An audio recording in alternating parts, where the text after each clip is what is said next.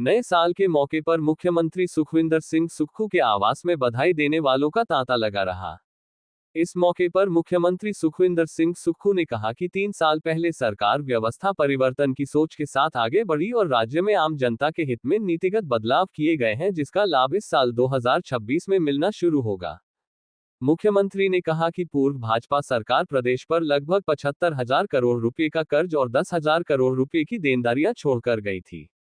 इन आर्थिक चुनौतियों का सामना करने के बाद अब हिमाचल प्रदेश आत्मनिर्भर बनने की दिशा में आगे बढ़ रहा है। जनता के हित में लिए गए फैसलों में आड़े आने वाले नियम कानूनों को बदलने में गुरेज नहीं किया जाएगा। सरकार के फैसले आंवले की तरह हैं, जिसका पहले स्वाद कड़वा था और अब साल 2026 में इन फैसलों का मीठा स्वाद मिलना शुरू होगा। मुख्यमंत्री ने कहा कि प्रदेश सरकार नशा तस्करों के खिलाफ लगातार काम कर रही है।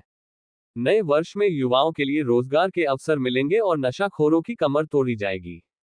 पंजाब दस्तक के लिए सुरेंद्र राणा की रिपोर्ट। देखिए, 3 साल की चुनौतियों के बाद नया साल की कल शुरुआत हुई है और मुझे खुशी है कि नए साल में प्रदेश की जिन नीतियों को लेकर हमने 3 साल पहले व्यवस्था परिवर्तन के बारे में सोचा था, नीतिगत हमने बदलाव किया है, नियमों में बदलाव किया है, कानूनों में बदलाव किया है और ये नियम कानून जो भी बदलाव किया है आम लोगों के लिए किया है, गांव के किसान के लिए किया गया है, युवाओं के रोजगार के लिए किया गया है।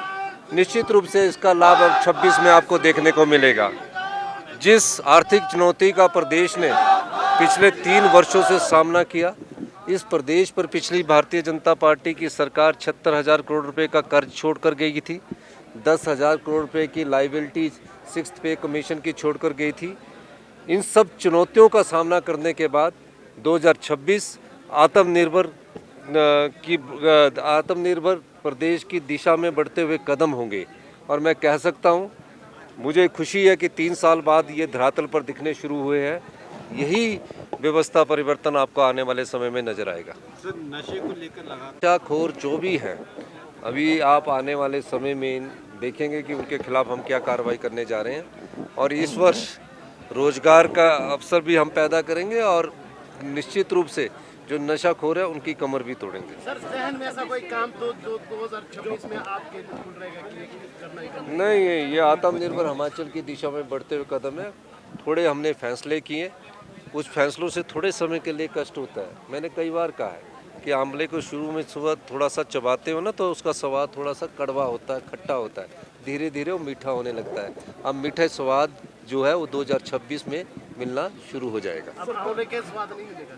हाँ, शुरू का कड़वा स्वाद था, अब अच्छा स्वाद आपको मिलेगा। अब भी कोई बड़े फैसले भी हो सकते? देखिए, फैसले प्रदेश हित में है। राजनीतिक जीवन में जो आम लोगों को सुविधा देने वाले फैसलों में अगर कोई नियम अड़चन आती है, कोई कानून अड़चन आती है तो मैं उसको बदलने में कोई कोताही नहीं बरतूंगा। और निश्चित रूप से मैं कह सकता हूं कि गांव के किसान के लिए, युवाओं के रोजगार के लिए, महिलाओं के सम्मान के लिए जो भी फैसले उनके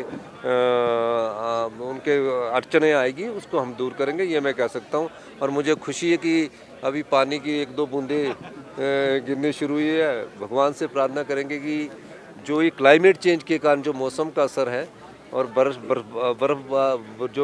और वर्षा थोड़ी कम हो रही है, इसकी शुरुआत आज नए वर्ष में हो। सर, नालागढ़ में कोई अभी वो जो उसका मैंने पता लगा कि सैनिक रेस्ट हाउस के नज़दीक छोटा सा कहीं विस्फोट हुआ, किस कारण हुआ उसकी पूरी सूचना मैं पुलिस वालों से एकत्रित कर रहा हूँ। सर, जिस तरह से मौसम में बदलाव है, क्या अब सरकारों को भी इस हिसाब से अपनी नीतियों में परिवर्तन लाना होगा? देखिए, सरकारों को 40 साल पुरानी व्यवस्था है, एक रूटीन व्यवस्था की एक रूटीन से चल रही थी, आपने देखा होगा और कई बार आपको भी कष्ट हुआ होगा।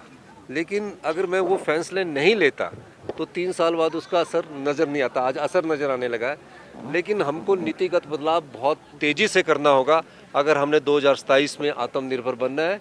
और मैं बार बार कहता हूँ, कई बार आपको ये लगता होगा, कई अर्थशास्त्री बड़ी चर्चा करते होंगे कि 2032 में कैसे प्रदेश का समृद्धशाली और अमीर राज्य बनेगा, जब भ्रष्टाचार के चोर दरवाजे बंद कर दिए जाते हैं और जब आप लोगों की 75 लाख की जो जनता है उसकी संपदा को कौड़ियों के भाव लुटा दिया जाता है। उस संपदा को लुटने से बचाना है, वही हमारी आर्थिक स्थिरता और आर्थिक निर्भरता की बड़ी निशानी है।